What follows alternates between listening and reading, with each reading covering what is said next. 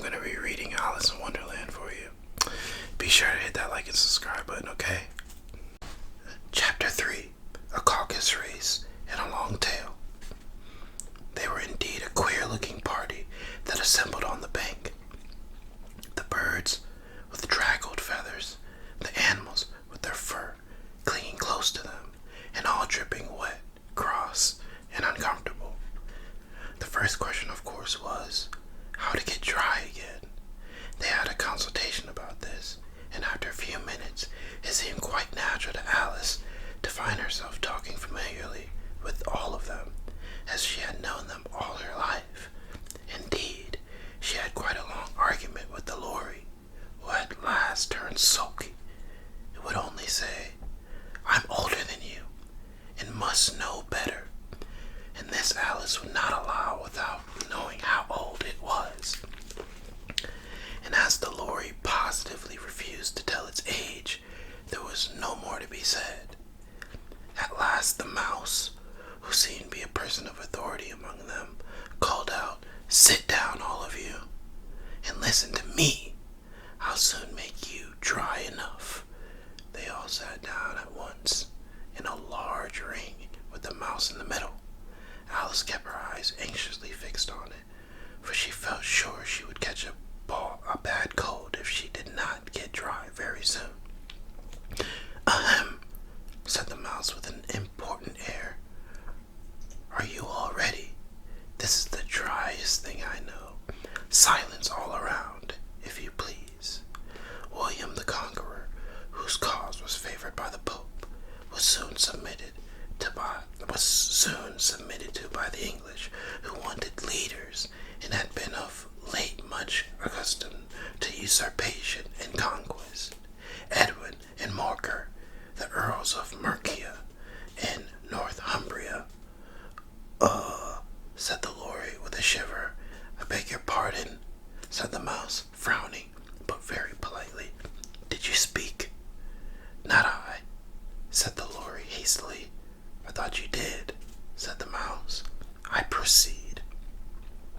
Edwin and Morcar, the Earls of Mercia and Northumbria, declared for him, and even Stigad, the patriotic Archbishop of Canterbury, found it advisable. "Found what?" said the duck. "Found it," the mouse replied rather crossly. "Of course you know what it means." "I know what it means well enough when I find a thing," said the duck. "It's generally a frog or a worm. The question is, what did the Archbishop find?" The mouse did not notice this question, but hurriedly went on. "Found it advisable to go with Edgar Atheling to meet with William and offer him the crown. William's conduct at first was moderate, but the insolence of his Normans. How are you getting on now, my dear?" it continued, turning to Alice as it spoke. "As wet as ever," said Alice in a melancholy tone. "It doesn't seem to dry me at all."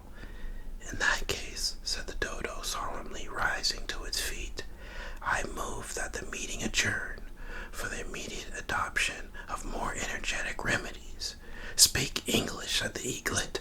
"I don't know the meaning of half those long words, and what's more, I don't believe you do either."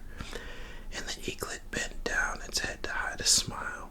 Some of the other birds tittered audibly. "What I was going to say," said the dodo in an offended tone, "was that the best thing to get us dry would be a caucus race." "What is a caucus race?" said Alice.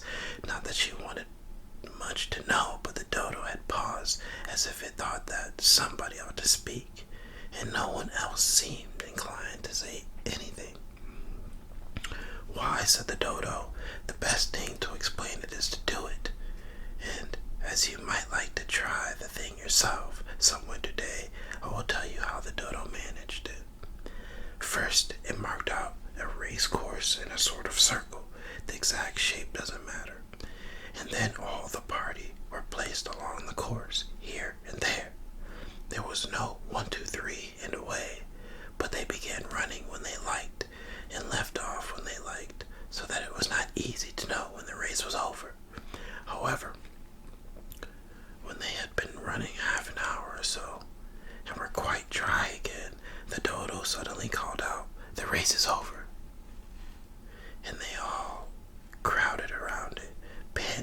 asking, "But who's won?" The question the dodo could not answer without a great deal of thought, and had sat for a long time with one finger pressed upon his forehead. The position in which you usually see Shakespeare in the pictures of him, while the rest waited in silence. At last the dodo said, "Everybody has won, and all must have prizes." "But who is to give the prizes?" quite a chorus of voices asked. "Why, she, of course," said the dodo, pointing to Alice with one finger, and the whole party at once crowded around her, calling out in a confused way, "Prizes, prizes!" Alice had no idea what to do, and in despair, she put her hand in her pocket and pulled out a box of comfits. Luckily, the salt water had not gotten into it, and handed them around as prizes. There was exactly one piece all around. "But she must have a prize herself, you know," said the mouse. "Of course," the dodo replied very gravely. "What else have you got in your pocket?" he went on, turning to Alice. "Only a thimble," said Alice sadly. "Hand it over here," said the dodo. Then they all crowded round her once more, while the dodo solemnly presented the thimble, saying, "We beg your acceptance of this elegant thimble." And when it had finished this short speech, they all cheered. Alice thought the whole thing very absurd, but they all looked so grave that she did not dare to laugh, and as she could not think of anything to say, she simply bowed and took the thimble, looking as solemn as she could. The next thing was to eat the comfits. This caused some noise and confusion, as the large birds complained that they could not taste theirs, and the small ones choked and had to be patted on the back. However, it was over at last, and they sat down again in a ring, and begged the mouse to tell them something more. "You promised to tell me your history, you know," said Alice, "and why it is you hate C and D," she added in a whisper, half afraid that it would be offended again. "Mine is a long and a sad tale," said the mouse, turning to Alice and sighing. "It is a long tale, certainly," said Alice, looking down with wonder at the mouse's tail. "But why do you call it sad?" And she kept on puzzling about it while the mouse was speaking, so that her idea of the tale was something like this. Furry said to a mouse that he met in the house, "Let us both go to law. I will promise I will prosecute you. Come, I'll take no denial. We must have a trial, for really this morning I have nothing to do." Said the mouse to the cur, "Such a trial, dear sir, with no jury or judge, would be wasting our breath. I'll be judge, I'll be jury," said cunning old Fury. "I'll try the whole cause and condemn you to death." "You're not attending," said the mouse to Alice severely. "What are you thinking of?" "I beg your pardon," said Alice very humbly. "You had got to the fifth bend, I think." "I had not," cried the mouse sharply and very angry. "A knot," said Alice, always ready to make herself useful and looking anxiously about her. "Oh, do let me help to undo it." "I shall do nothing of the sort," said the mouse, getting up and walking away. "You insult me by talking such nonsense." "I didn't mean it," pleaded poor Alice, "but you're so easily offended, you know." The mouse only growled in reply. "Please come back and finish your story," Alice called after it, and the others all joined in chorus. "Yes, please do." But the mouse only shook its head impatiently and walked a little quicker. "What a pity it wouldn't stay," sighed the lorry, as soon as it was quite out of sight, and an old crab took the opportunity of saying to her daughter, "Ah, my dear, let this be a lesson to you never to lose your temper." "Hold your tongue, Ma," said the young crab a little snappishly. "You're enough to try the patience of an oyster." "I wish I had our Dinah here, I know I do," said Alice aloud, addressing nobody in particular. she'd soon fetch it back. And who was Dinah, if I might venture to ask the question, said the Lory.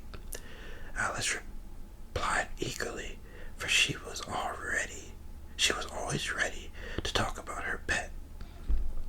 Dinah's our cat, and she's such a capital one for catching mice you can't think. And oh, I wish you could see her after the birds, or I shall eat a little bird as soon as look at it. This speech caused a remarkable sensation among the party. Some of the birds hurried off at once. One old magpie began wrapping itself up very carefully, remarking, "I really must be getting home. The night air doesn't suit my throat." And a canary called out in a trembling voice to its children, "Come away, my dears. It's high time you were all in bed."